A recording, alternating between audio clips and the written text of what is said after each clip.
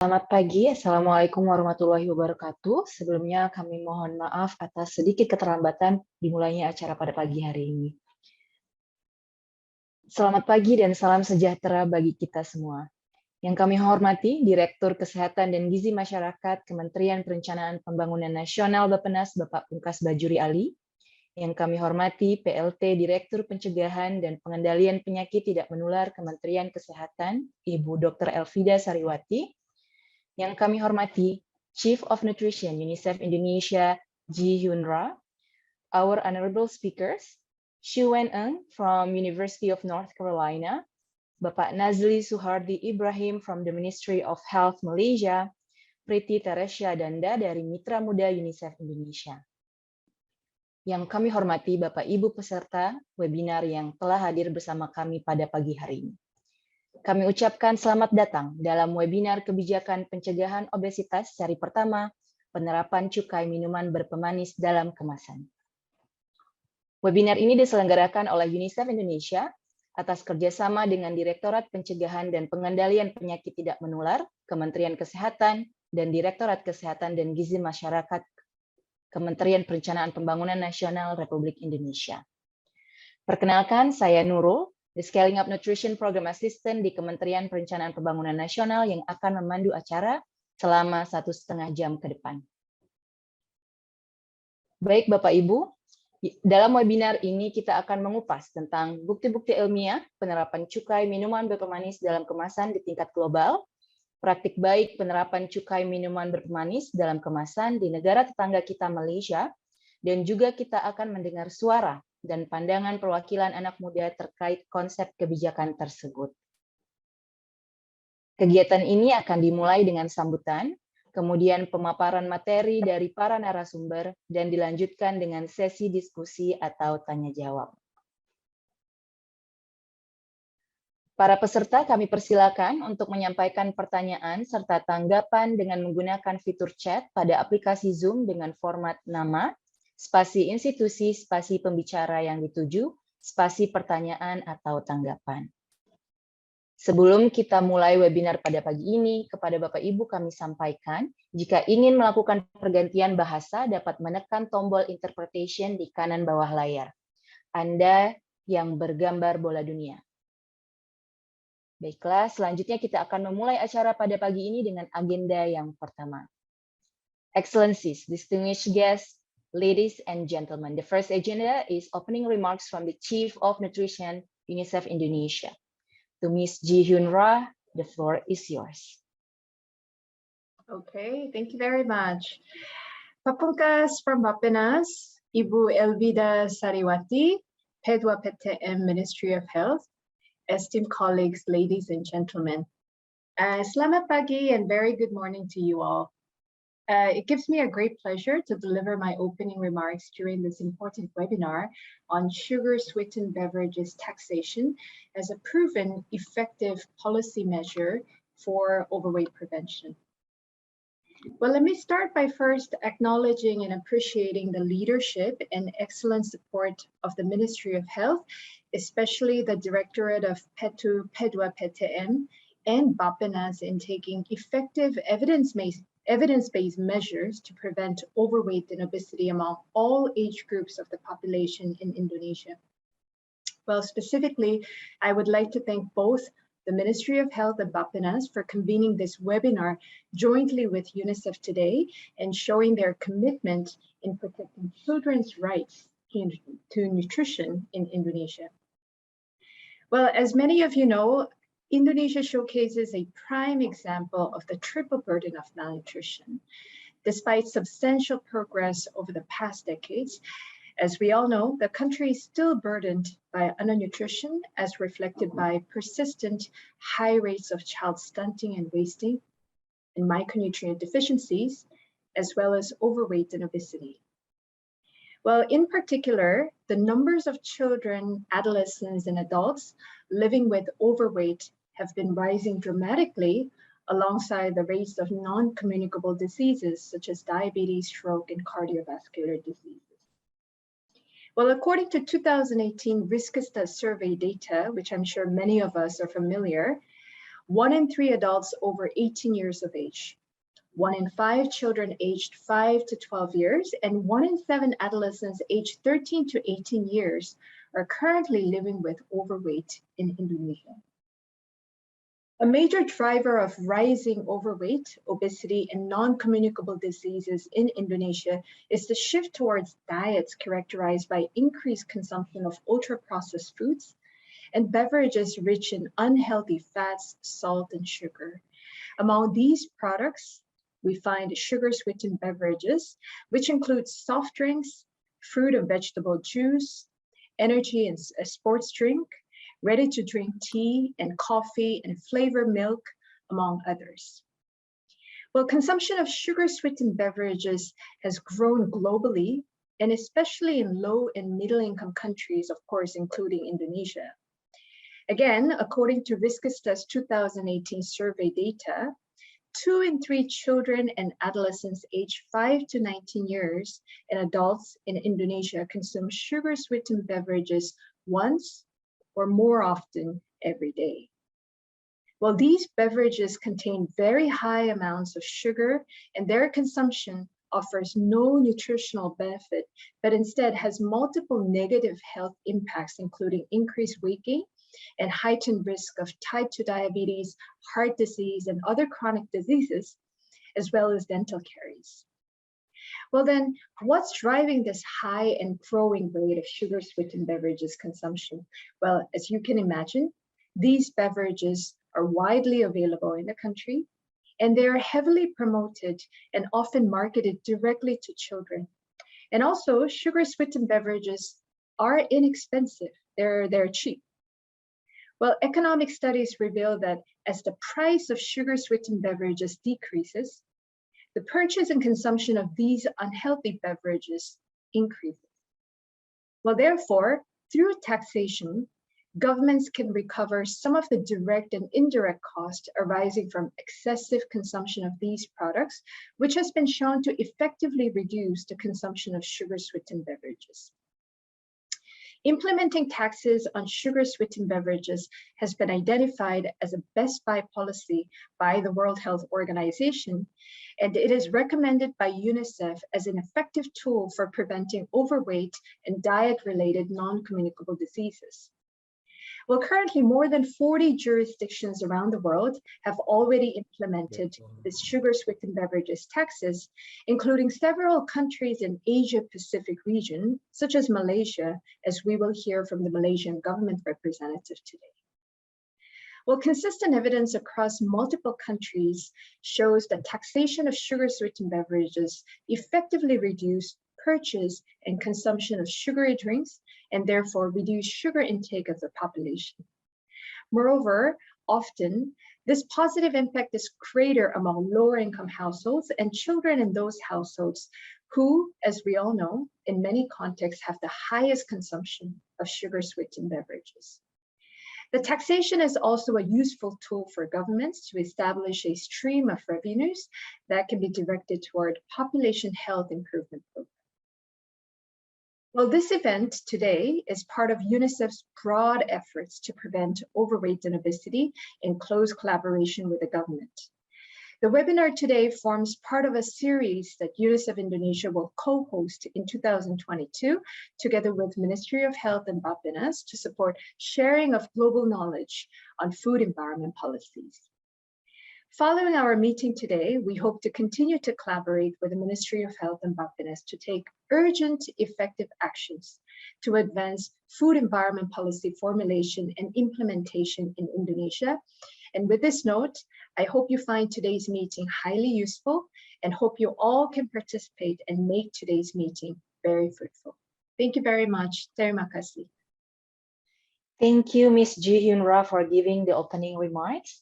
Next, kita akan mendengarkan kata sambutan yang akan disampaikan oleh PLT Direktur Pencegahan dan Pengendalian Penyakit Tidak Menular Kementerian Kesehatan Republik Indonesia kepada Ibu Dr. Elvida Sariwati. Kami persilakan. Baik, terima kasih Bu Nurul. Bismillahirrahmanirrahim. Assalamualaikum warahmatullahi wabarakatuh. Selamat pagi, salam sejahtera buat kita semua, salam sehat bagi kita semua.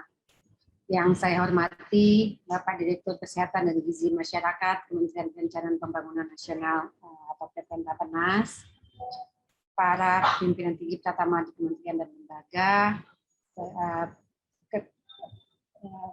perwakilan dari UNICEF Indonesia, kepala pemerintah daerah, provinsi, dan kabupaten kota, perwakilan organisasi internasional di Indonesia, Bapak Ibu pembicara pada webinar kebijakan penerapan cukai minuman berpemanis dalam kemasan, dan para perwakilan pemangku kepentingan, serta para undangan yang berbahagia.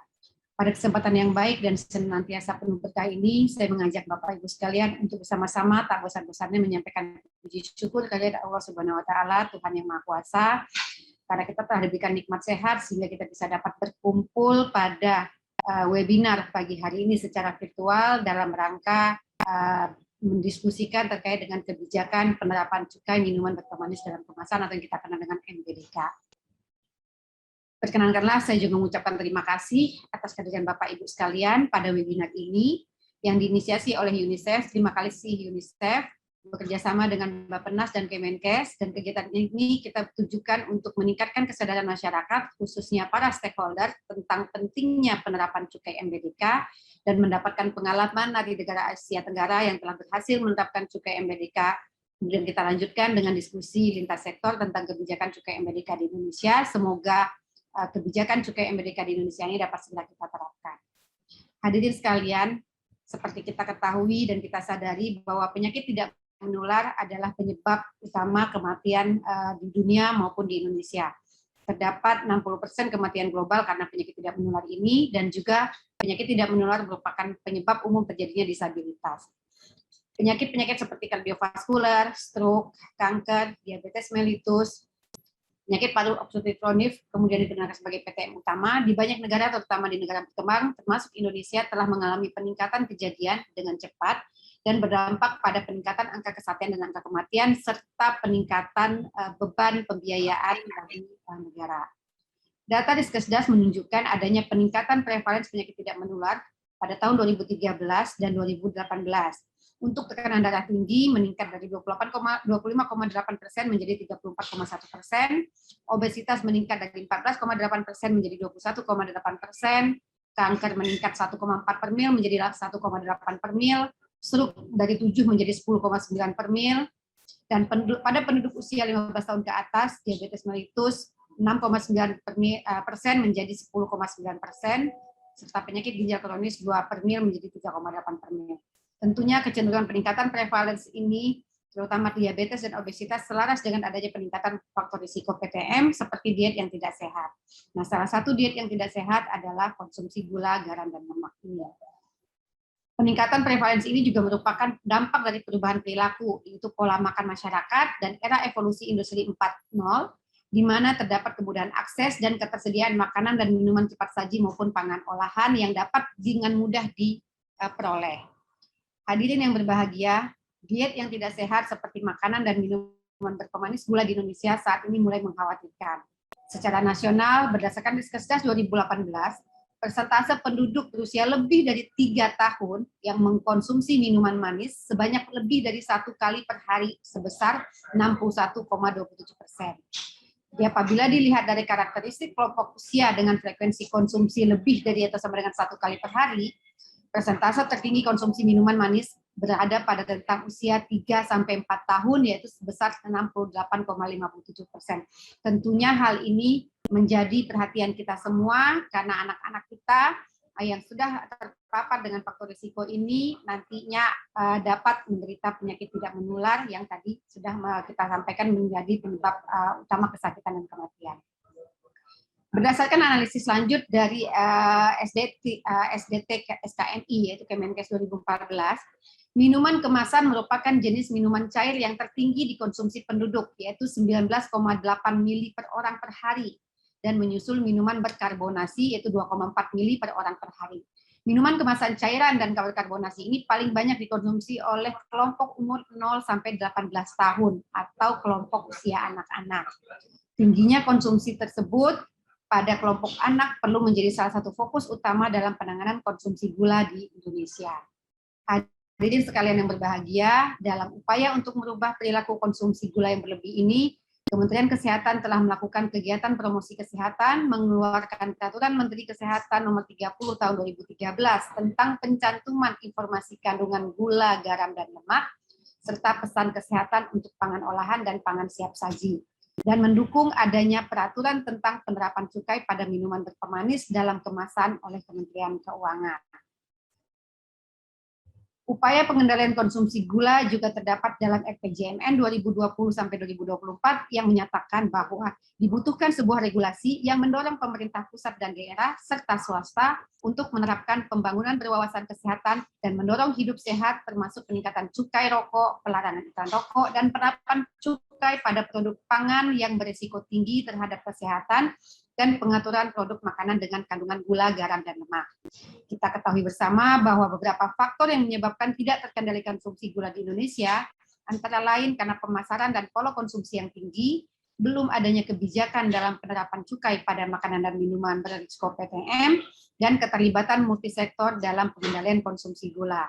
Oleh karena itu, kami berharap webinar tentang penerapan cukai minuman berpemanis dalam kemasan ini dapat digunakan untuk meningkatkan kesadaran masyarakat dan dapat menjadi masukan dalam mendukung kebijakan dan penerapan cukai MBDK ini di Indonesia.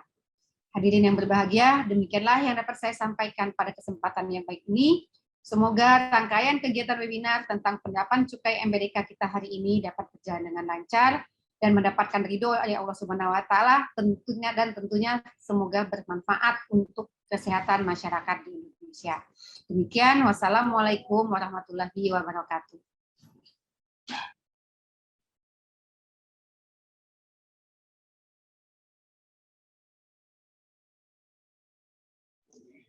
Terima kasih kepada Dr. Elvida atas sambutannya. Kemudian kita akan lanjutkan dengan Bapak Ibu yang berbahagia. Kita akan sama-sama mendengarkan kata sambutan yang akan disampaikan oleh Direktur Kesehatan dan Gizi Masyarakat Kementerian Perencanaan Pembangunan Nasional atau Bappenas. Kepada Bapak Pungkas Bajuri Ali, kami persilakan. Terima kasih Ibu Nurul. Selamat pagi, Bapak-Ibu sekalian. Assalamualaikum warahmatullahi wabarakatuh. Yang kami hormati Ibu Elvida Sariwati sebagai PLT Direktur P2PTM Kementerian Kesehatan. Yang kami hormati Bapak Nazari Suhardi Ibrahim dari Kementerian Kesehatan Malaysia, Ibu Ji Yunra, Chief of Nutrition UNICEF Indonesia, Ibu Suen Ing, University of North Carolina, serta Bapak-Ibu sekalian, peserta webinar pada pagi hari ini di Jakarta. Puji syukur kita panjatkan kehadirat Allah Subhanahu wa taala, Tuhan yang Maha Kuasa, karena atas perkenannya kita dapat berkumpul pada hari ini untuk membahas dan terlibat aktif dalam seri mini webinar kebijakan pencegahan obesitas, khususnya minuman berpemanis dalam kemasan atau MBDK. Beberapa studi telah menyebutkan bahwa kebiasaan konsumsi minuman berpemanis dapat berdampak pada obesitas dan berbagai penyakit tidak menular seperti diabetes mellitus dan penyakit kardiovaskular. Berdasarkan data dari International Health Metrics Evaluations yang kami kutip khusus untuk Indonesia, minuman berpemanis dengan faktor risiko penyebab kematian jelas menunjukkan bahwa minuman berpemanis merupakan salah satu faktor risiko perilaku dari sisi perilaku konsumsi terutama yang menyebabkan kematian akibat diabetes dan penyakit jantung di Indonesia. Indonesia menghadapi tantangan berupa meningkatnya prevalensi gizi lebih dan penyakit tidak menular dari tahun ke tahun, dan data dari riset kesehatan dasar pada tahun 2018 menunjukkan bahwa prevalensi penduduk dengan berat badan lebih, obesitas, dan menderita diabetes mellitus terus mengalami peningkatan. Berdasarkan proyeksi dari Disability Adjusted Life Years atau DALY yang disampaikan oleh International Health Metrics and Evaluations yang kami sebutkan di atas, Dan telah kami olah dalam Health Sector Review pada tahun 2018 menunjukkan bahwa penyakit kardiovaskular dan diabetes diproyeksikan akan terus mengalami peningkatan. Hal ini dapat berimplikasi lebih lanjut pada berkurangnya produktivitas sumber daya yang kita miliki dan eskalasi biaya pelayanan kesehatan yang sangat tinggi. Konsumsi minuman berpemanis dalam kemasan di Indonesia perlu menjadi perhatian. Pertama, dari survei Diet Total yang dilakukan pada tahun 2014, diketahui bahwa minuman kemasan cairan paling banyak dikonsumsi di antara kategori minuman berpemanis lainnya pada seluruh kelompok umur, kelompok usia, kecuali usia di atas 55 tahun. Kedua, jika dilihat dari frekuensi konsumsi, berdasarkan Riskesdas tahun 2018, diketahui bahwa 2 dari 3 atau 66% anak dan remaja berusia 5-19 tahun di Indonesia mengkonsumsi MPDK sekali sehari atau lebih. Proporsi yang serupa juga ditemui pada kelompok dewasa berusia 12 tahun ke atas, di mana sekitar 2 dari 3 di antaranya mengkonsumsi MPDK sekali sehari atau lebih. Bapak sekalian yang kami hormati, arah kebijakan RPJMN 2020-2024 bahwa isu penyakit tidak menular dan obesitas ini bisa antara lain ditanggapi melalui kebijakan penguatan promosi pembudayaan gerakan masyarakat hidup sehat atau GERMAS, dan dengan perluasan pengenaan cukai pada produk pangan yang beresiko tinggi terhadap kesehatan. Obesitas pada penduduk usia di atas 18 tahun menjadi salah satu indikator pokok pembangunan kesehatan dalam rencana pembangunan jangka menengah tahun 2020 tahun 2024 dengan target persentase atau prevalensi yaitu 21,8 tahun 2020-2024. Ini artinya bahwa kami menginginkan tidak adanya kenaikan obesitas selama 5 tahun ke depan sampai 2024, yang merupakan satu target yang sangat sulit tanpa upaya kerja keras kita bersama. Terus sekalian, mengenai MPDK sendiri, dalam setiap pengambilan kebijakan, kita memerlukan satu konstruk atau kerangka logis yang jelas untuk mencapai tujuan. Hal ini sangat diperlukan karena setiap kebijakan yang akan diambil akan berdampak luas, baik terhadap tujuan utama dari kebijakan tersebut, dalam hal ini adalah penurunan obesitas, maupun dampak di area lain. Kita perlu memastikan bahwa intervensi yang akan dilakukan dan kebijakan yang diambil adalah efektif dan efisien. Oleh karena itu, kita perlu menyediakan dan menyiapkan data-data dan bukti yang kuat sebagai basis dari pengambil kebijakan. Sebagaimana amanah RPJMN di atas, dalam konteks pengenaan cukai minuman berpemanis dalam kemasan, kita memerlukan dukungan data khusus untuk konteks Indonesia. Misalnya, mengenai pola diet konsumsi MPDK tersebut, apa pengaruhnya bagi obesitas di Indonesia. Selama ini, dalam sebagian data yang sering disajikan, kita masih banyak menggunakan data-data internasional atau perbandingan dengan negara lain, sementara untuk spesifik Indonesia masih langka. Hal yang kemudian perlu di-exercise adalah mengenai detail kebijakan yang akan diambil, di antaranya mengenai jenis MPDK, porsi tarif cukainya, dan bagaimana pemanfaatan penerimaan cukainya, serta bagaimana skenario mitigasi terhadap dampak kebijakan tersebut. Tantangan kita bersama adalah bagaimana memformulasikan kebijakan minuman berpemanis dalam kemasan secara komprehensif, terutama dari potensi dampak epidemiologi, finansial, termasuk cost and benefit analysis, dan dampak ekonomi, termasuk implikasi bagi kebijakan, diantaranya bagaimana pembiayaannya, bagaimana mekanisme delivery-nya, apa regulasi yang dibutuhkan, serta kelembagaan yang diperlukan. Dan saya kira yang sangat penting dalam konteks perencanaan adalah kita harus juga menyertai kebijakan ini dari awal dengan pemantauan dan evaluasi, sehingga kita bisa men-track dari awal apakah kegiatan ini menuju kepada sasaran yang kita inginkan.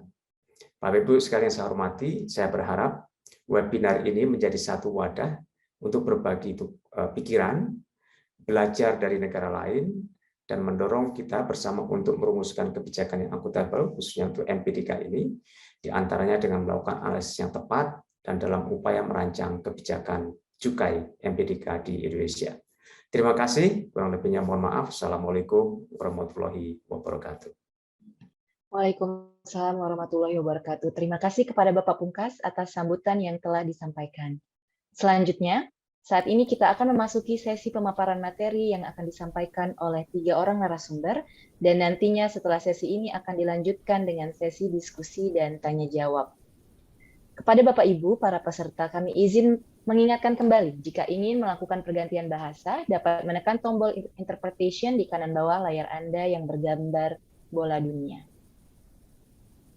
Untuk pemaparan pertama akan disampaikan oleh Ibu Xu Wen-eng, selaku Associate Professor, Gillings School of Global Public Health, University of North Carolina. Ibu Xu Wen-eng merupakan ekonom kesehatan yang mempelajari bagaimana kebijakan ekonomi dapat membantu menurunkan masalah gizi dan kesehatan. Sebelumnya, beliau berkontribusi dalam modeling kebijakan minuman berpemanis di Meksiko dan Inggris. Hari ini beliau akan membahas tentang bukti dan kajian di tingkat global tentang cukai minuman berpemanis dalam kemasan. To Ms. Xu Wen-eng, you have 10 minutes to present. The floor is yours. Thank you very much. Selamat siang. Thank you for this opportunity to present some of the international evidence of sugary drink or sugar-sweetened beverage taxation across the globe. Next slide, please. To begin, it might be useful for me to just, state my disclosures. I do not currently receive any funding from the consumer packaged food and beverage industry or the alcohol, tobacco, or pharmaceutical industries. Next slide, please. So as has already been mentioned, sugary drink taxes are actually gaining a lot of momentum and traction around the world, and more than 40 countries currently have such excise taxes in place. Next slide. Within the African, Middle East, South and East Asia region, so this is a zoomed in version of that larger map, you'll see that in Southeast Asia, there are actually several countries that already also have sugary drink taxes, and I'm looking forward to the next presenter who will be sharing the experience from Malaysia specifically. Next slide, please. Within this region, the design of sugary drink taxes actually there's some variability in it. There's a mixture.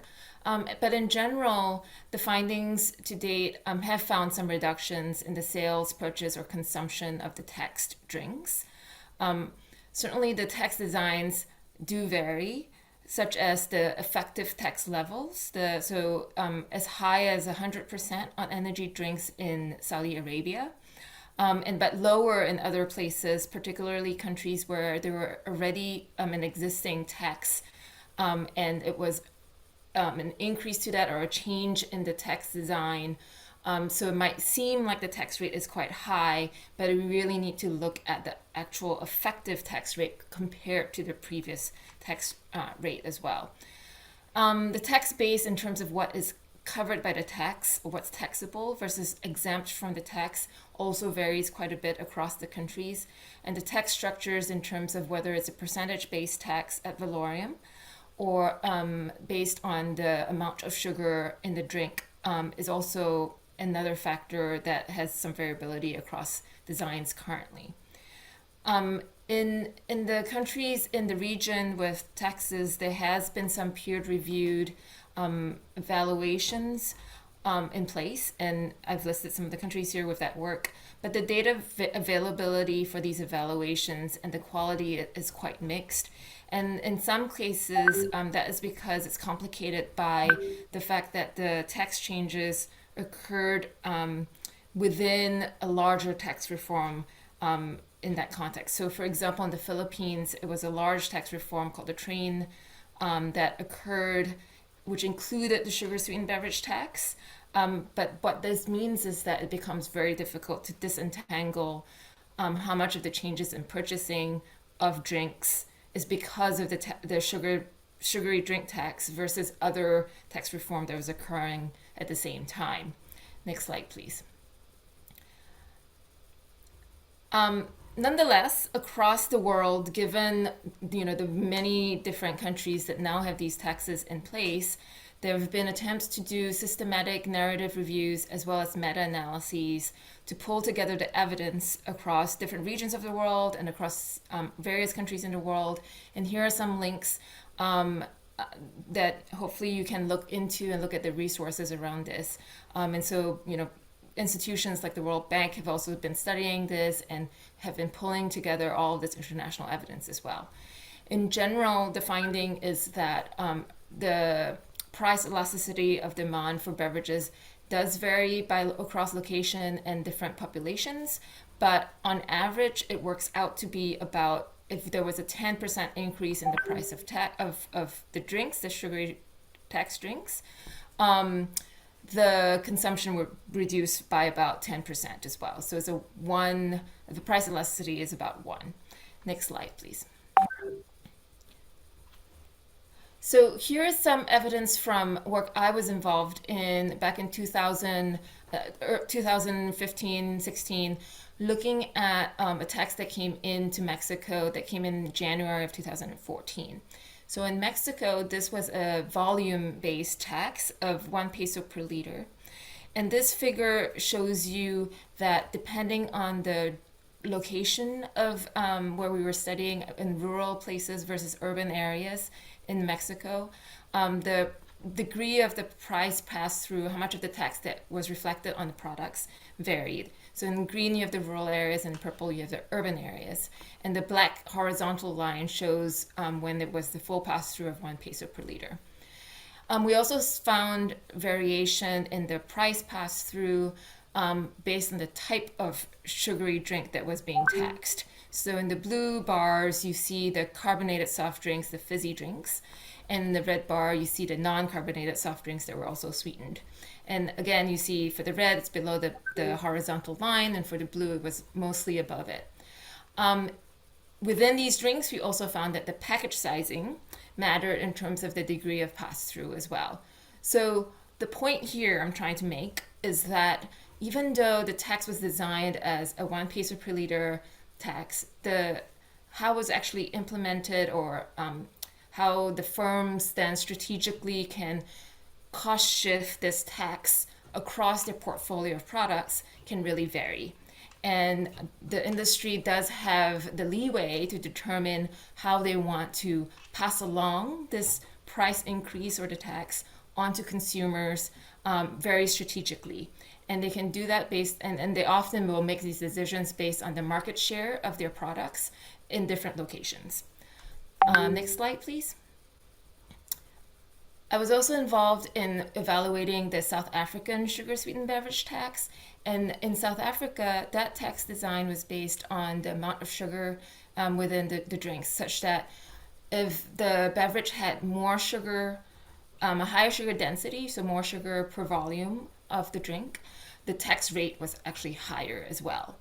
And here, what we found was that the reduction of sugar from taxed beverages was actually higher than the reduction in the volume of the taxed beverages, which implies that there was reformulation that occurred. So here again, we see that the firms were responding not only in terms of thinking about how they pass through the tax, but also in terms of the formulation of their products as well. And they were actually reducing the sugar content of their beverages, which is a good outcome from a public health standpoint. We also looked at the changes in purchasing of lower income households versus the higher income households, and we found that lower income households had larger absolute and relative reductions in the purchasing of the taxed beverages as well as in sugar reductions compared to higher income households, which shows that this design was what we call health promoting. Next slide, please. So that was just two examples of two different countries, and I'm looking forward to hear about the case of Malaysia. But essentially, across a lot of different evaluations that have been done already, we're essentially finding where we can learn a lot of lessons already. First, excise taxes are easier to collect because the tax collection agency needs to go to fewer entities, right? They go directly to the manufacturers or distributors rather than to go to the many, many stores. And I think in a country like Indonesia, that's particularly a challenge because there's so many islands. And so excise taxes are easier to collect and implement. And also they help with framing. And what I mean by that is, what you call the tax can actually really matter a lot too, in terms of how it's accepted by the public. So for example, in the United Kingdom, they call their tax there the soft drink industry levy. And so it's very clear from the name that the levy was collected from the soft drink industry.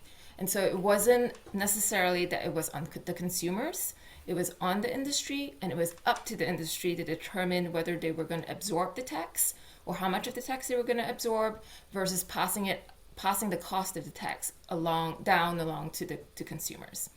And so, as I've mentioned, industry can pass through differentially or respond in different ways and cost shift. And then on the demand side, consumers are likely to also respond differently based on income as I presented, and also over time. In Mexico, for example, we saw that in the second year of the tax, the reduction was actually higher than the first year of the tax. And then meaningful taxes, meaning that taxes that are high enough, and if passed through sufficiently, can shift the demand for these tax products, and also sometimes can shift the demand for the untaxed products, which basically are substitutes.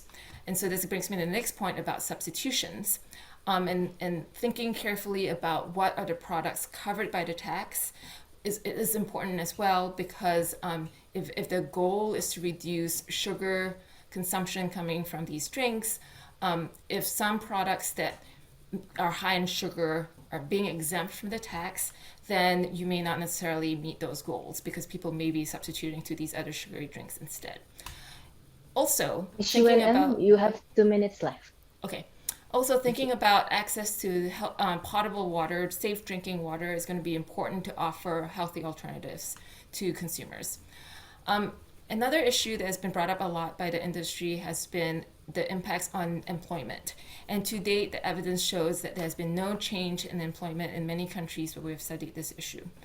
And then, while taxes can make a difference in changing both supply and demand of these beverages, I think the evidence to date shows actually taxes alone is not going to be enough to radically change and slow down and reverse existing overweight and obesity trends and non-communicable disease trends.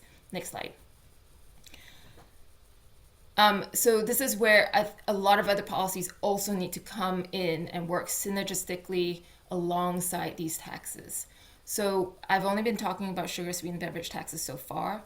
I think it's important to also think about expanding it to unhealthy ultra-processed foods as well. And strong nutrient profile models can serve as the basis for expanding these taxes to also unhealthy foods. Concurrently, it's useful to think about other fiscal policies to provide targeted support for whole, minimally processed foods, particularly for low-income populations, potentially financed by the revenue collected from the sugar-sweetened beverage and ultra-processed food taxes. And then other policies also using nutrient profile models as the basis could be around front-of-package nutrient warning labels, restricting child-directed marketing in all forms, and then strict nutritional standards for school feeding programs as well as public procurement of foods, such through vending or food service. And throughout all of these, strong and consistent enforcement is going to be needed. Now, oftentimes when governments start thinking about these types of policies and start coming up with regulations for these policies, industry is going to come along and say, there's no need to do this. We can self-regulate. We will make changes to our products. But the evidence to date across, again, many countries and many examples have shown that self-regulation does not work, and they're not going to meet the bars and standards. Next slide, please. So that's basically it. I think hopefully I did this in time. Thank you very much. Just right on time. Thank you, Ms. Xu Weneng, for the presentation.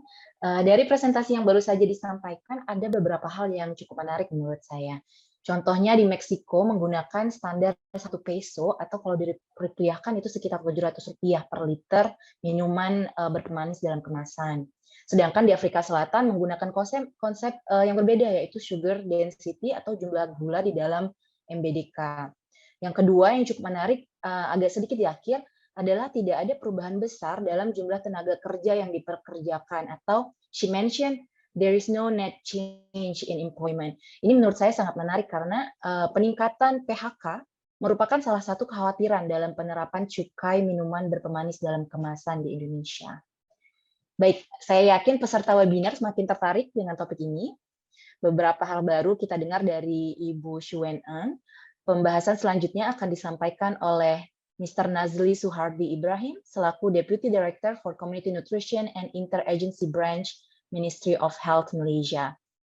Dengan pengalaman beliau selama 25 tahun, beliau bertanggung jawab dalam promosi gizi, pelibatan industri makanan, advokasi antar lembaga, dan pengembangan kebijakan program obesitas. Mr. Nazli akan menjelaskan tentang studi kasus penerapan cukai minuman berpemanis di negara Malaysia. To Mr. Nazli Suhardi Ibrahim, you have 10 minutes to present. The floor is yours. Okay. Thank you very much, Ibu Nurul. Assalamualaikum warahmatullahi wabarakatuh. A very good morning to all. Firstly, thank you to Ministry of Health of Indonesia and also UNICEF Indonesia and Malaysia to give opportunities to Malaysia to share about our implementation of sugar SSB tax as a case study. Next slide, please. Okay. So I start with the, in Malaysia, we start with 40-cent excise tax was subjected to every liter of sugar sweetened SSB started on 1st July in 2019. So actually this 40 cent per liter is just 7% of the theory that WHO recommendation of 20% to impose a tax to give an impact. So, but Malaysia in 2019, Ministry of Health proposed to government of Malaysia to taxing for 20%, which is recommended by the WHO. But our government in that time actually want to start first with the the lower imposed tax, which is 40 cent and 7% when it convert to percentage. But for us, when we start with the first taxation in Malaysia, so I think we need to consider this also, because 20% maybe for government is very high to tax in the industry. So we start with the 7% only with the 40 cent excise tax. So what are the products that we tax? We have 3 products. First is carbonated drinks with added sugar, other sweeteners, or flavoring, including non-alcoholic carbonated drinks, except milk-based product with lactose with sugar content not more than 5 grams per 100 ml. So all the we call it as carbonated drinks or sugary drinks. They will RTD, ready to drinks product we tax with 5 grams per 100 ml. So the second group is the milk-based product with lactose. So this one is more higher threshold compared to the first group. So we set up a level of 7 grams per 100 ml. And then also the third product, fruits and veggie juices with or without added sugar. So we fix it at 12 grams per 100 ml. So this is the 3 groups that we tax SSB taxation in Indonesia, where we start in 2019. Next slide, please. Okay, so our journey actually is not an easy journey. So we need almost 4 to 5 years. to first implement this SSB taxation in Malaysia. We start in 2015 actually. So we start with the proposal of implementation. So for this proposal, we have many discussion and meeting with this of the relevant stakeholder to get support from them, because if only the MOH, Ministry of Health, propose or bring up this proposal, I don't think the government will agree in Malaysia. So we need the support from other ministries, which is Ministry of MITI, International, Custom, and also Ministry of Finance itself. So this is the stage or the phase that we call as a lobby phase. So because we need the support from them to make sure that the government or our Prime Minister to agree. So for the whole year 2015, so we do a lobby to get support from other ministry in Malaysia. And for 2016, we start present, we table this proposal to our highest, we call it as a highest in our Malaysian cabinet. So it's chaired by the Prime Minister. So and then approved on 2017. So this is approving by the cabinet in Malaysia because of the also support from the other ministry. So it's very important. And then the second thing is that we also engage with the industry before we bring up to our cabinet, because all the in the several ministry in the cabinet will ask the same question. For example, did you engage with the industry before come here? So actually we do the engagement. We do the engagement with the industry, and then I think you all know that we need to do the engagement with the industry, but to get the support from industry is very difficult. The industry will not agree on the taxation, but we must do, if we think that it must do in Malaysia, for example, although there is not support from the industry, so we need to do because of our health status, etc., and non-communicable diseases increase in Malaysia, obesity, and etc. So we need to do. And then start 2018, we also want to, after the cabinet, after the government agree on us, then we also try to expose Malaysia as a lead country on this SSB. So we offer ourselves actually to be a lead country, to have a workshop, the establishment of framework for the physical measure for SSBs.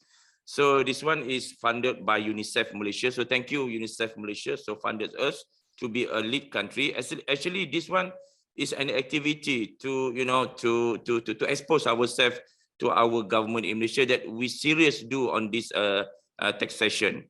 And then actually we not stop only at SSBs. Now I think in other slide I will, we have a plan also. We not start SSBs, but we try to plan to other product on other beverages. Okay, next.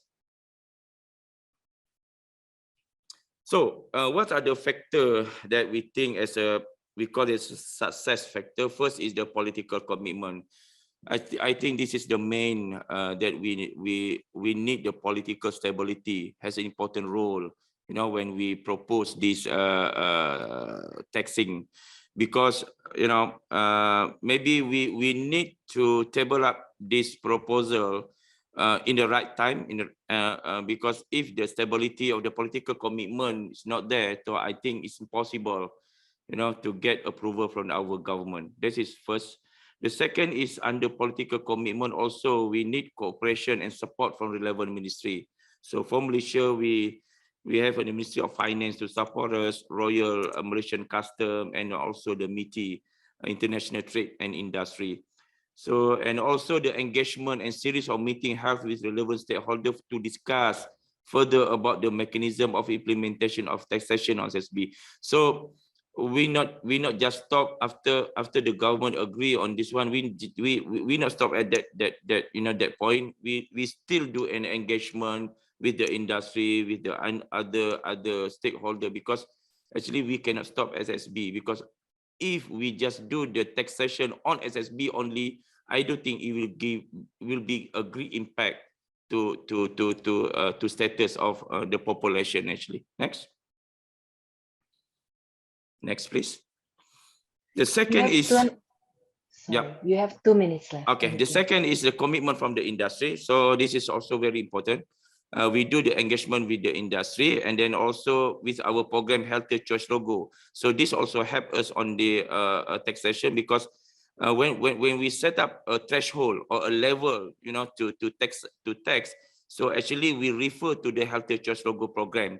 This Healthier Choice HCL program actually is the mutual agreement with the industry. What are the product? What are the level to call as a healthier? You know, so we use a same level in the HCL logo to use it as a threshold on the taxation. Next. Okay, so the third one is evidence-based from research. Yes, when before you bring up or before you propose, those, so the data is very, you know, must be very convincing. So we have our study in Malaysia, NHMS study, and also our consumption study, sugar consumption study in Malaysia. Next. Okay, next. I think just a prevalence of Malaysia. We also, like Indonesia, we have a double burden malnutrition, triple burden malnutrition actually. Next. Okay, SSB issue in Malaysia also. Yeah, next. Okay, so this is our data. At least 30% of Malaysian students have carbonated drinks. So this is all the data that we gather all the data to make sure that we to convince the government to approve on the taxation. Next. So overcoming industry opposition, I think I will not elaborate on this one, but just to conclude that industry will not agree on the taxation. But if we think that we need to tax, I think we must proceed to taxation, although the industry not agree on that, because this is the responsibility of the MOH, Ministry of Health, to to take care of the health of the population. Next. Next. Okay, I think I'm not elaborate on this one next because the time is limited to me. Next. Okay, so our achievement, actually, this is our current achievement. That's like I said, we not stop at only the SSBs. So on 2000 last year, we also expand the excise tax to premixed drinks. So we already cabinet already agreed to expand the excise tax to premixed drinks, 3-in-1, 2-in-1 in Malaysia. And then, but this year I will focus on the incentive, because I don't want the industry, to be demotivated because I only penalty them, give tax to them. But this year I will provide incentive to industry. And then next year I will start again on the taxation. I will expand it, the excise tax, to sweeteners and condensed meat. So this is our long journey plan that we want to test, not only stop at the SSBs, but also other product with the high sugar. Next. Okay, that's all. Thank you very much. Terima kasih. Thank you very much, Mr. Nazli, for the presentation.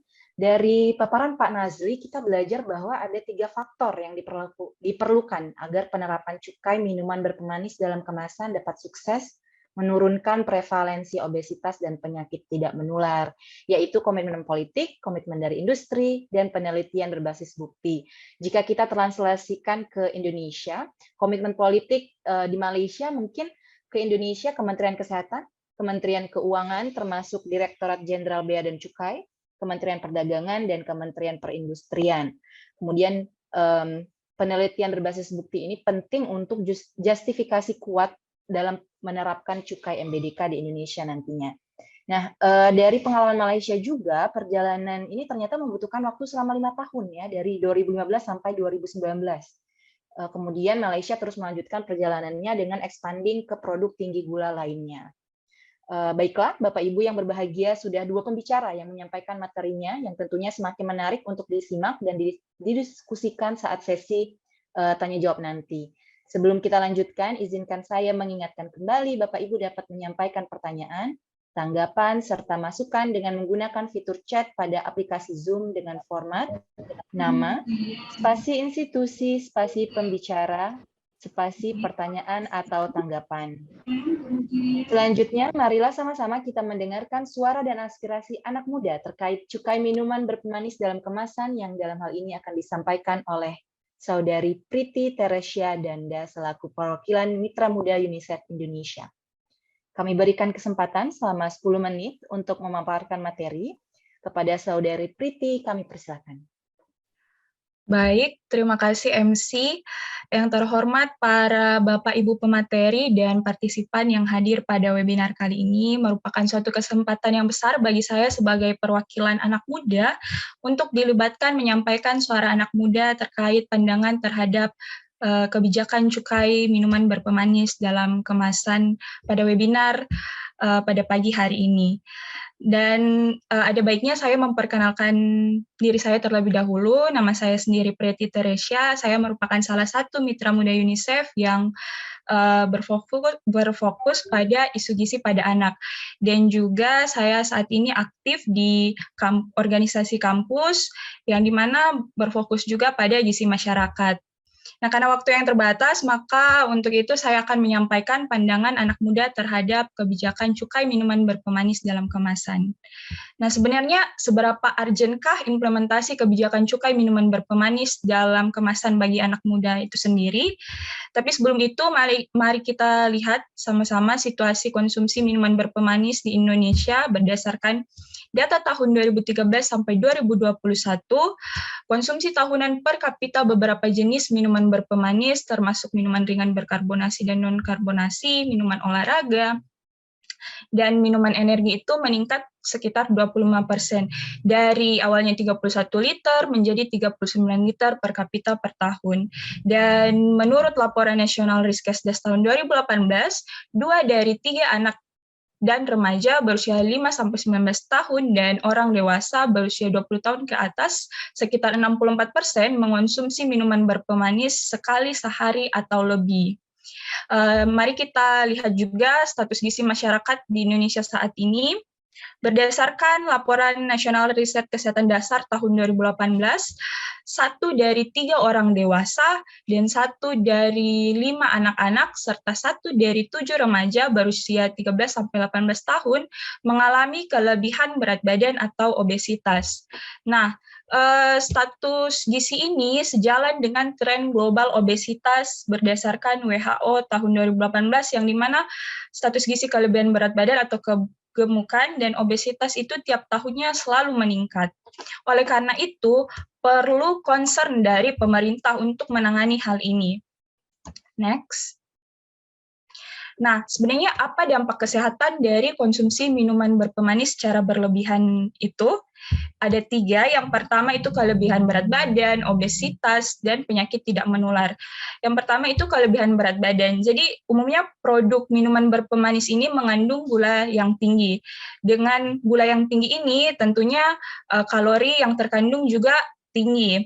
Nah, gula yang dikonsumsi secara berlebih oleh tubuh itu dan tidak terpakai akan disimpan di dalam bentuk lemak dan akan menumpuk sehingga menyebabkan seseorang kelebihan berat badan. Dan apabila hal ini terjadi secara terus-menerus, maka akan berimplikasi pada obesitas.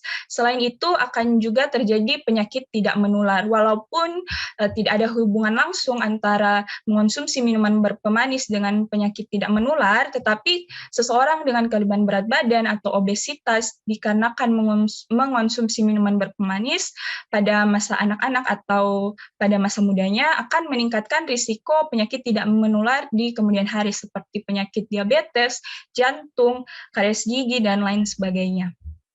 Next. Baik, saya akan menceritakan sedikit pengalaman saya terkait penjualan minuman berpemanis di lingkungan sekitar saya, yakni di kampus saya sendiri. Nah, penjualan minuman berpemanis di kampus saya sendiri itu lebih banyak jenisnya dan jumlahnya dibandingkan dengan penjualan minuman dengan gula rendah dan air mineral itu sendiri. Dengan banyaknya pilihan yang ada di kantin saya di kampus saya itu membuat mahasiswa atau teman-teman saya lebih memilih minuman berpemanis dan juga harganya kurang lebih sama dengan air mineral, bahkan minuman berpemanis ini ada yang lebih murah dari air mineral itu sendiri. Oleh sebab itu banyak teman-teman saya yang lebih memilih minuman berpemanis ini dibandingkan mengonsumsi air mineral itu sendiri. Kemudian yang kedua, anak-anak muda, terkhususnya teman-teman saya itu lebih senang mengonsumsi minuman berpemanis, terutama teh kemasan, misalnya pada siang hari, lagi panas-panasnya, lagi gerah-gerahnya, mereka itu suka sekali mengonsumsi teh kemasan. Kemudian mereka juga suka mengonsumsi kopi kemasan, apalagi kalau lagi banyak tugas, sampai begadang, mereka tuh suka sekali mengonsumsi kopi kemasan, padahal kopi kemasan sendiri itu rasa gulanya lebih mendominasi dibandingkan rasa kopi itu sendiri. Nah, yang ketiga itu teman-teman saya itu suka mencoba minuman berpemanis yang sedang viral di media sosial. Nah, seperti yang kita ketahui, media sosial ini merupakan platform yang kuat dalam mengajak atau mengengage orang-orang untuk membeli produknya tersebut. Nah, dengan adanya minuman berpemanis yang viral ini, apalagi kalau sudah berkolaborasi dengan artis-artis Korea, maka anak-anak muda ini akan memborong produk minuman berpemanis ini, bahkan sampai stoknya itu habis dengan waktu yang cepat di minimarket terdekat. Next. Berarti maaf, 2 menit lagi ya. Terima kasih. Oke, Kak. Kemudian berdasarkan hasil observasi saya terhadap teman-teman saya yang suka sekali mengonsumsi minuman berpemanis ini, itu sudah terlihat jelas. Yang pertama, mereka ini terlihat lelah dan mudah mengantuk, apalagi kalau misalnya jam-jam produktif itu mereka udah kelihatan lelah dan mudah mengantuk. Kemudian tubuhnya itu terlihat gemuk dan kembung. Dan yang ketiga itu terjadi masalah kesehatan kulit pada wajah mereka sendiri, yaitu jerawatan.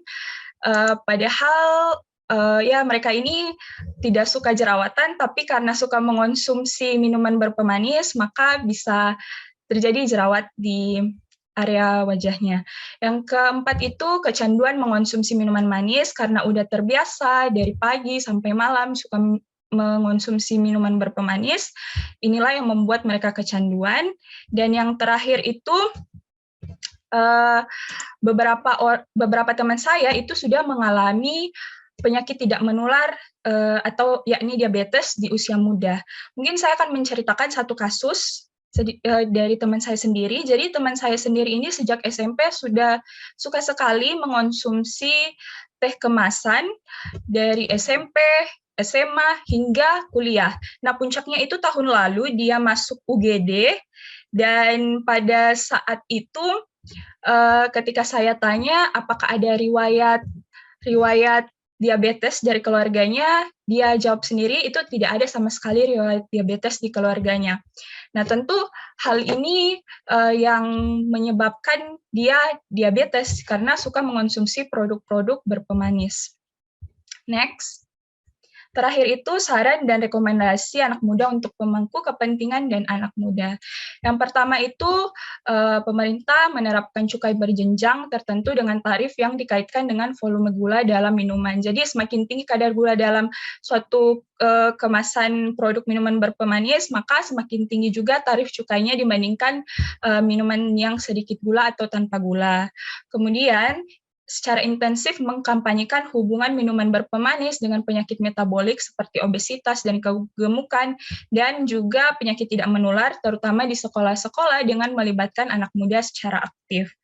Dan yang ketiga, berkolaborasi dengan influencer untuk mengajak masyarakat dalam mengonsumsi makanan dan minuman bernilai gizi tinggi. Kenapa? Karena sekarang justru influencer itu yang lebih banyak mempromosikan atau mengajak masyarakat untuk mengonsumsi minuman berpemanis ini dibandingkan mengajak masyarakat untuk mengonsumsi minuman atau makanan yang bernilai gizi tinggi.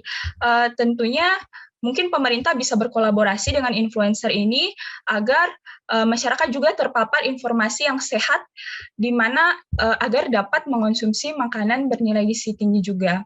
Dan yang terakhir itu bekerja sama dengan pihak produsen untuk reformulasi produknya menjadi produk yang lebih sehat seperti produk rendah gula. Nah, sebenarnya udah cukup banyak ya produk-produk reformulasi yang lebih sehat dari pihak produsen, tapi sedikit lagi Kak, tapi ya masih kurang gitu tersebar di masyarakat. Dan yang kemudian itu saran dan rekomendasi untuk anak muda menjadi agen modernisasi di media sosial, sekolah, kampus maupun masyarakat. Kedua, selalu memeriksa label gizi sebelum membeli produk minuman, kurangi konsumsi minuman berpemanis, dan mengonsumsi produk yang tinggi nilai gizi.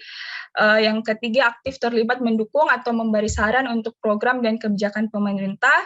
Dan keempat, gali informasi yang relevan dan aktual, karena sekarang udah mudah mengakses informasi.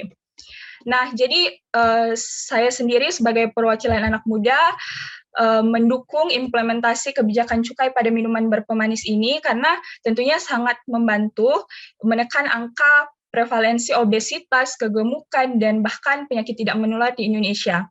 Dan tentunya akan membantu masyarakat Indonesia, terkhususnya anak muda, untuk hidup lebih sehat dan lebih sedikit nantinya penyakit yang ditimbulkan ke depannya.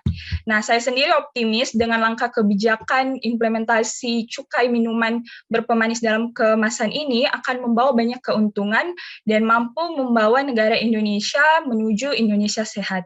Baik, terima kasih. MC, mohon maaf apabila ada kesalahan, saya kembalikan ke MC. Terima kasih Priti atas paparannya. Priti menyampaikan pandangannya nih terhadap pemasaran produk MBDK di kampusnya sendiri dan teman-temannya, dan potensi peran anak muda sebagai agen perubahan perilaku di masyarakat. Dalam hal ini mengurangi konsumsi minuman berpemanis dalam kemasan. Yang menarik dari Priti rekomendasi tentang berkolaborasi dengan influencer dalam kampanye konsumsi makanan bergizi tinggi. Baiklah, Bapak Ibu, 3 pembicara sudah menyampaikan materinya masing-masing. Sesi selanjutnya adalah sesi diskusi panel yang akan dimoderatori oleh Dr. Teresia Sandra Diahrati atau yang biasa disapa Dr. Sandra. Dr. Sandra merupakan alumni Universitas Indonesia dan University of New South Wales in Australia. Saat ini beliau merupakan Ketua Tim Kerja Substansi Penyakit Jantung dan Pembuluh Darah di Direktorat Pencegahan dan Pengendalian Penyakit Tidak Menular di Kementerian Kesehatan. Kepada Dr. Sandra, kami persilahkan untuk memimpin sesi diskusi. Ya, terima kasih Mbak Nurul atas waktunya. Terima kasih kepada UNICEF dan teman-teman sekalian yang sudah hadir pada kesempatan ini. Mari kita mulai sesi diskusi. Ada beberapa pertanyaan yang sudah kami terima di Q&A. Ada beberapa yang sudah dijawab oleh para panelis. Mungkin kami bacakan dulu yang belum dijawab. Nanti mungkin sudah, kalau ada kesempatan kita akan minta lebih lanjut menjawab yang ada yang sudah dijawab. Saya mulai dari dari Bu Gita Kusnadi dari CISDI, Center for Indonesia Strategic Development Initiatives. Pertanyaan untuk Bapak Nazli Suhardi Ibrahim. Thanks Pak Nazli for the session. It is interesting that Malaysia also imposed tax for products that have sugar with their sweetener, but also other sweetener. Could you please elaborate more about this other sweetener? How does the government manage the regulation, as it mentioned that the tax implemented by sugar content? Thanks in advance for your response. I think untuk itu kami mohon kepada Bapak Nazli untuk menjawabnya dulu. Terima kasih. Thank you, Silakan. Ibu Teresia. So thank you also for the question from Gita from Center for Indonesia Strategic Development Initiative. Okay, because of I think maybe most of respondent or participant here is from Indonesia, so maybe I will answer also a little bit on bahasa Malaysia. Can Ibu Sandra? Ya. Okay. Ya, silakan Pak. Okay. Untuk Malaysia, yes. Actually, we tax based on the total sugar, jumlah gula di dalam produk. the sweetener actually kita tidak boleh mengukur, we cannot, kita tidak ada any measurement for the sweetener. So whether the sweetener is sweet or not, we don't have any tools to measure the sweetener, but we only use the threshold of the total sugar. So total sugar means the sucrose and also other sugar that occur in that product. So in Malaysia, when we only use the total sugar, but start from 2019, actually kita masih membenarkan penggunaan sweetener. So that means if the product or the industry, they use the sugar only 3 gram, for example, 3 gram only, but the sweet ataupun kemanisan produk itu is come from the sweetener. So produk ini tidak akan dikenakan sebarang tax because we only based on the total sugar, which is the product use only 3 gram, but dia menggunakan sweetener yang banyak. Jadi kita tidak akan mengenakan any tax sebab kita based on the total sugar. So pada waktu sekarang, kebanyakan our beverages like Coke, Pepsi in Malaysia, dia semua adalah tidak dikenakan tax kerana mereka reduce the sugar below than 5 gram, which is the threshold for the taxation. But they use the sweetener sebagai pemanis di dalam produk tersebut. So itu yang untuk menjawab soalan daripada Gita. But in the future, we already plan, start from 2025 and above, kita akan menghalang penggunaan sweetener. So that means we plan to reduce the 5 gram to 2.5 gram of the threshold, and then without sweetener. So we want to make sure that Malaysian, dia tidak terbiasa dengan minuman manis. Not only because of sugar, but also because of sweetener. So itu saya rasa Ibu Sandra untuk jawapan saya bagi pertanyaan Gita. Thank you. Ya, terima kasih Pak Nazli. Jadi untuk sementara Malaysia hanya memberikan tax pada sugar, belum pada sweetener. Untuk itu kita coba bertanya kepada Ibu Su Wen Eng, bagaimana kalau di negara lain, apakah ada negara-negara yang mengenakan tax pada so there are countries that have imposed drink taxes also on non-nutritive drinks, artificially sweetened drinks. So France is an example that have taxed both sugar sweetened and artificially sweetened drinks. But those were volumetric taxes, so it was not based on the amount of sugar or sweetener. It is difficult currently to tax based on amount of sweetener, like non-nutritive or non-caloric sweetener, because there's no good way for most countries to know how much of those sweeteners is in the product. I just put in the chat one country that I know, Chile, actually does require in the nutrition label to list the types of sweetener, if it has sweeteners, non-nutritive sweeteners, the type of non-nutritive sweetener in the product and how much of each type. It is, I think, one of the only countries I know that requires it. Saudi Arabia might have been trying to do that as well. But without that information, it becomes very difficult to implement a text design or any of the other policy designs that might be based on the amount of non-nutritive sweeteners. Most labels currently, if there's a mandatory nutrition label on packages, do already require non-nutritive sweetener, the presence of non-nutritive sweeteners to be included in the ingredient list, but not the amount. Oke, terima kasih Ibu Su Wen Eng atas jawabannya. Ini ada pertanyaan lagi dari Ibu Vidya. Kebetulan beliau dari Ajinomoto Indonesia Industri. bagaimana how the industries in Malaysia react to this policy for SSB tax?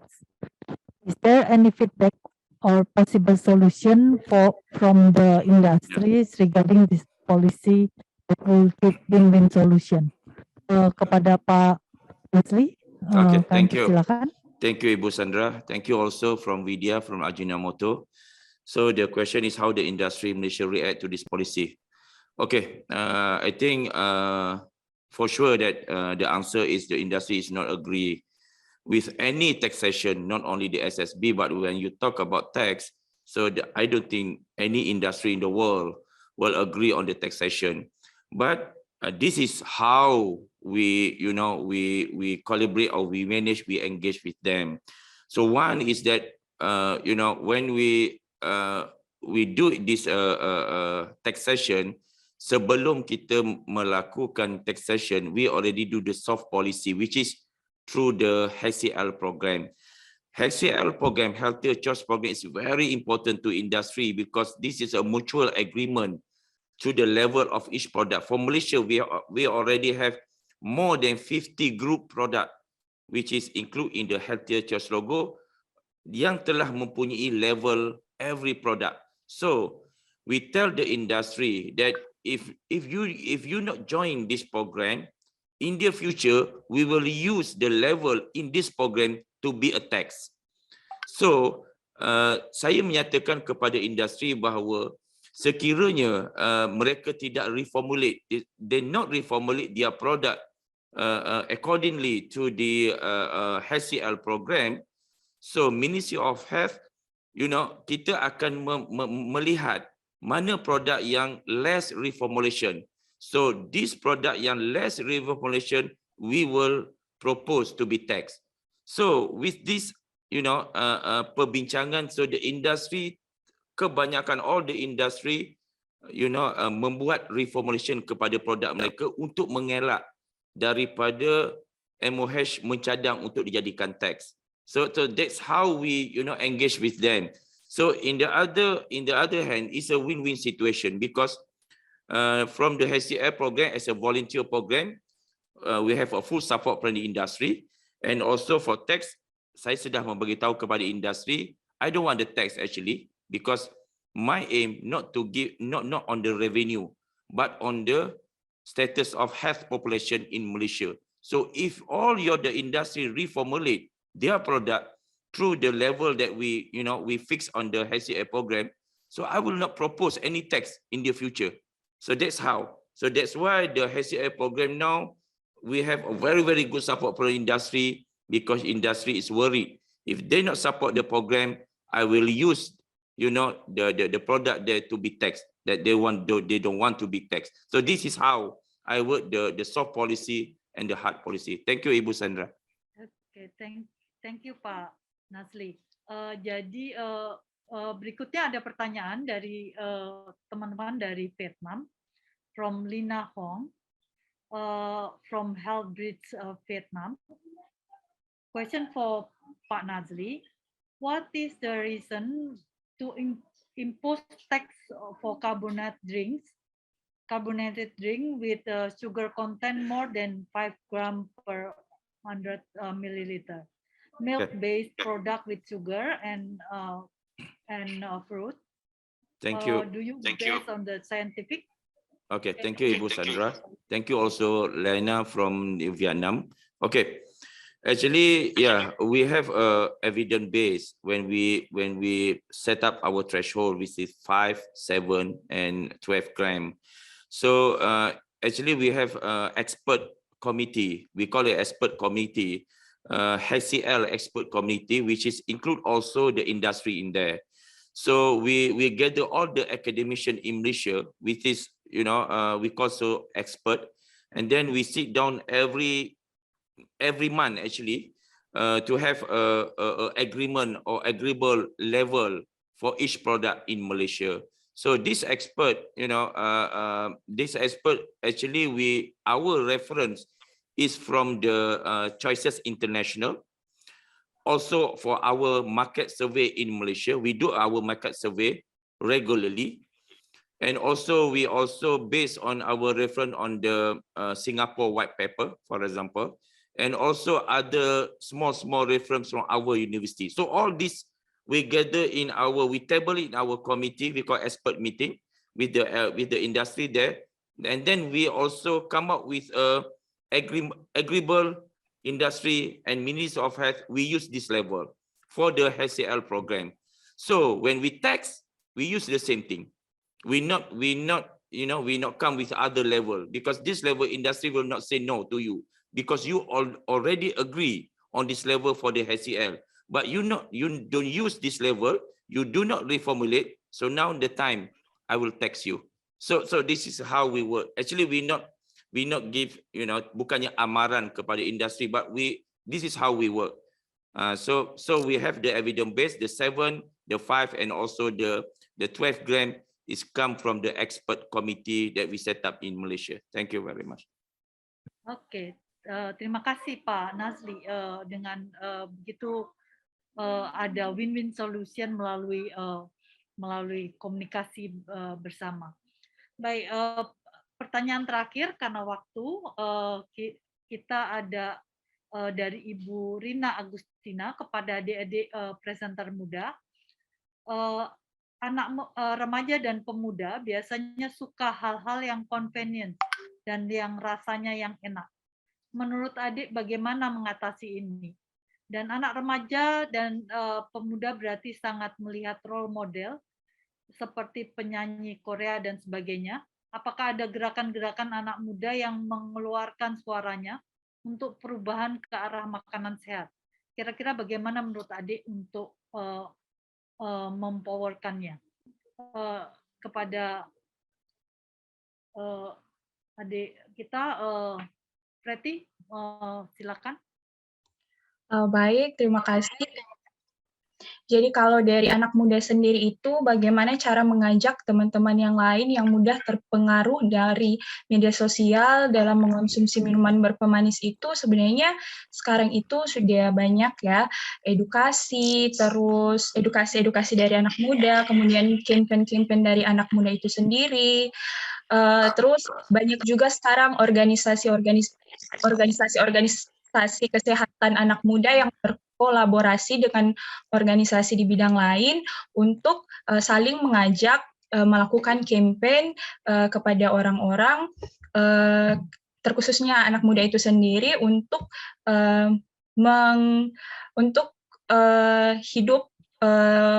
untuk mengubah pola hidupnya menjadi lebih sehat lagi. Contohnya itu mengonsumsi makanan dan minuman yang lebih sehat, dan mungkin untuk memisahkan antara bagaimana mereka mengidolakan misalnya Korea dengan pola konsumsinya itu, karena ya itu hal yang manusiawi untuk mengidolakan artis-artis Korea atau lainnya, tapi yang menjadi fokus ialah bagaimana mereka kita ajak untuk tetap hidup pola hidupnya itu lebih sehat dan tetap mengidolakan idolanya itu tanpa harus tanpa harus mengubah pola hidupnya menjadi buruk begitu.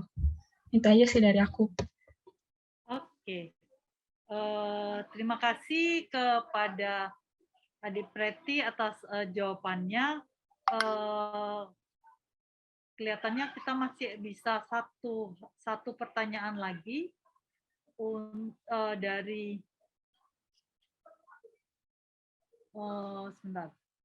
Dari Fiona Watson. Ini pertanyaan terakhir untuk Pak Nazli. Can you tell us more about how you are working in incentivizing the industry? Mungkin tadi lebih menguatkan kita karena Indonesia ingin sekali juga negara lainnya ingin sekali mencoba menerapkan SSB tax ini, Pak Nazli. Bagaimana caranya? Yeah. Thank you, Ibu Sandra. Thank you also, Fiona. Okay, how are we working in incentivizing the industry? Okay, Actually, we have a regular meeting with industry once a month. It's almost once a month we will meet industry in the Ministry of Health, in Nutrition Division, Ministry of Health. So this meeting actually is, we discuss on the Healthier Choice logo, and also other issue that they want to bring up to us. So we have a regular meeting with them. And then also when it's actually the most important on this collaboration with the industry, for me, is because of the HCL program. So because the HCL program shows the commitment from the industry, whether they support or not the program. So I think and then that's why on 2019 I just focus on this tax.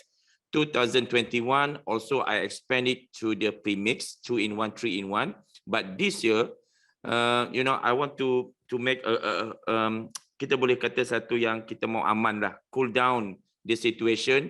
We don't want every year, every 2 years, we propose the tax, because the industry also, they also give cukai kepada negara. So they also help our country.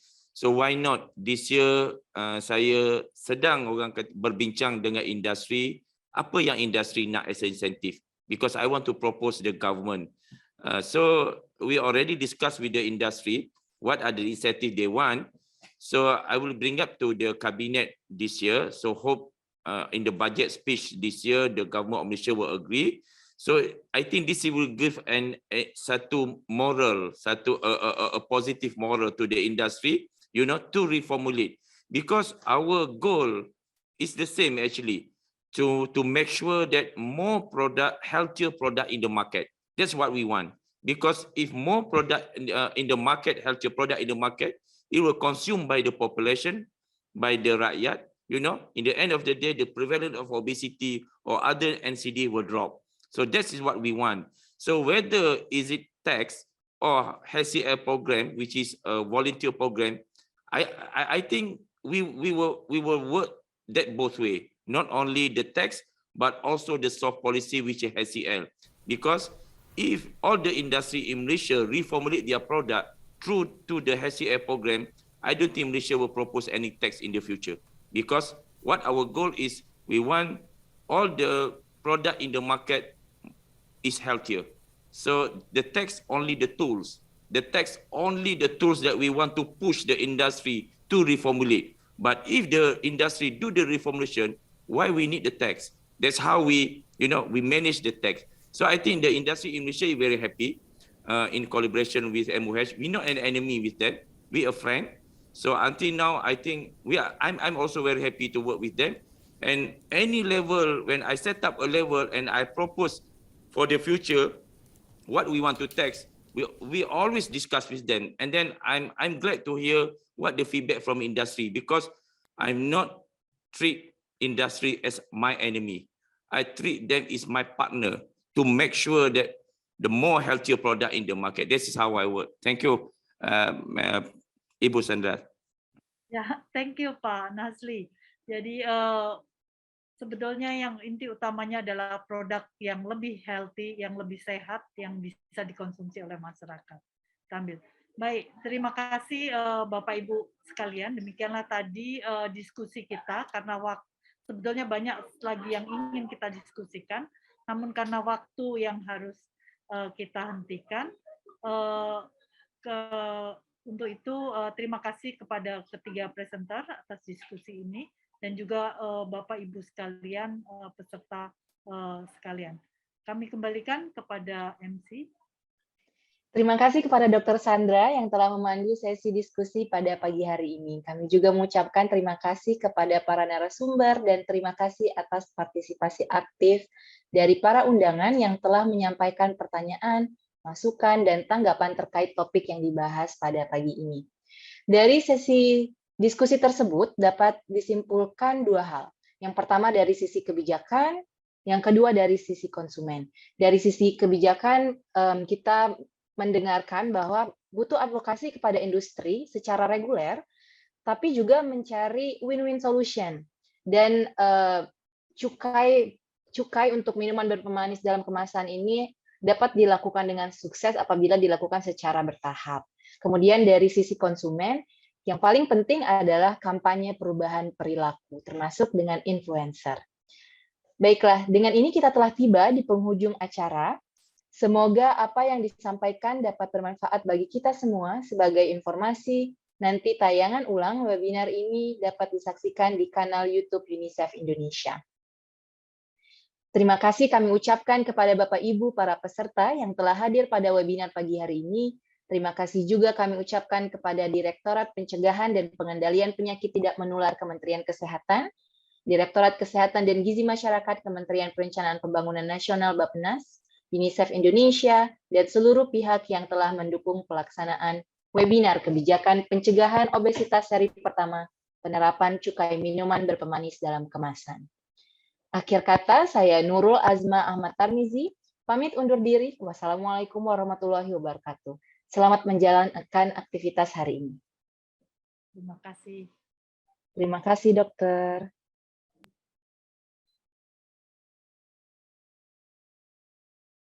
Ada di mana-mana, mulai dari pusat perbelanjaan besar di perkotaan hingga ke warung kecil di pedesaan, di restoran, bioskop, mesin jual otomatis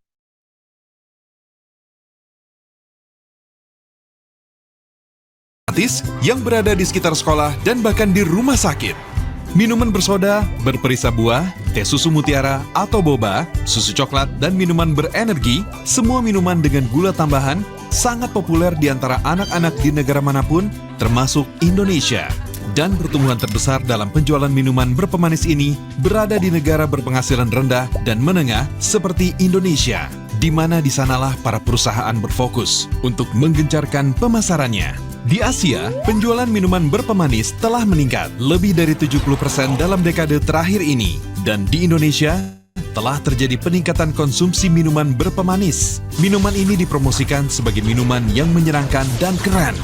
Terlebih lagi, harganya murah. Jadi tidaklah mengherankan kalau anak-anak menyukainya. Di Indonesia, 2 dari 3 anak-anak mengonsumsi minuman berpemanis sebanyak 1 botol atau lebih per hari, di mana setiap botol mengandung setidaknya 8 sendok teh gula. Itu adalah gula yang terlalu banyak dikonsumsi dalam sekali minum, daripada yang direkomendasikan oleh Organisasi Kesehatan Dunia untuk sepanjang hari. Dan di beberapa negara seperti di Indonesia, anak-anak dapat meminumnya 2 kali lebih banyak. Minuman-minuman ini memiliki efek buruk pada kesehatan anak-anak.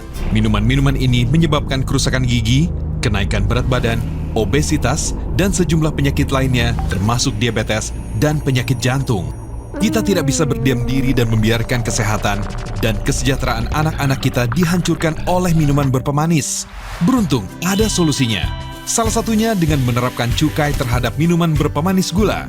Hal ini membawa banyak keuntungan. Penerapan cukai 10% pada minuman berpemanis dapat menghasilkan pengurangan sebesar 10% dalam jumlah minuman berpemanis yang dikonsumsi anak-anak dan mendorong mereka untuk berpindah ke pilihan yang lebih sehat, seperti air minum gratis dan aman.